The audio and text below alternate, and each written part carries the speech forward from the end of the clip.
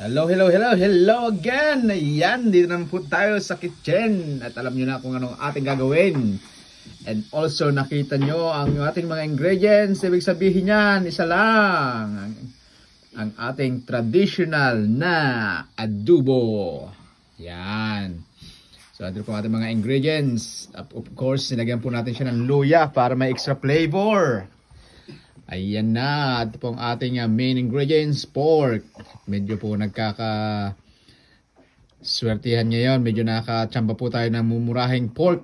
So ito siya. At magpapainta tayo ng ating lulutuan. There we go! Ayan nga, talagyan na natin yung ating garlic. Sunod-sunodin mo natin ng konti. At so, sabi natin yung ating sibuyas.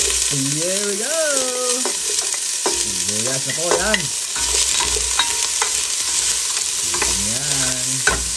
At siyempre, nandito ang ating main ingredients.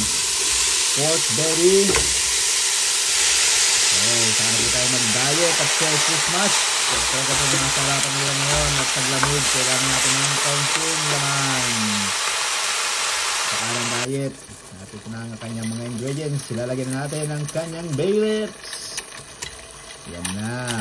Siyempre, sabi ko nga kanina, ilagay natin ng kaunting luya para extra flavor. Yan na. Ang aking pong paboritong paminta, white pepper. Kaya po kayo pagbuo. Sumisingit sa ngipin. So, yan na ang kanyang mga ingredients. Ihalo natin lahat siya at ating papakuluan.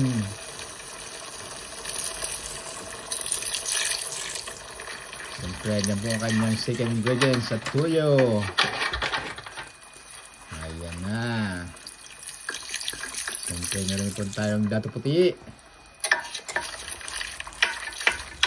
So, haluin natin at ating tatakpan ng kaunti.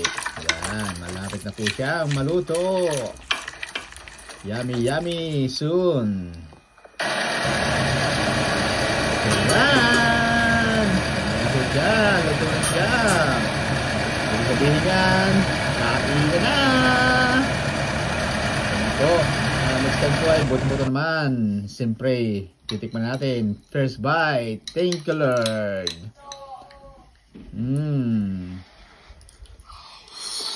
Yan po.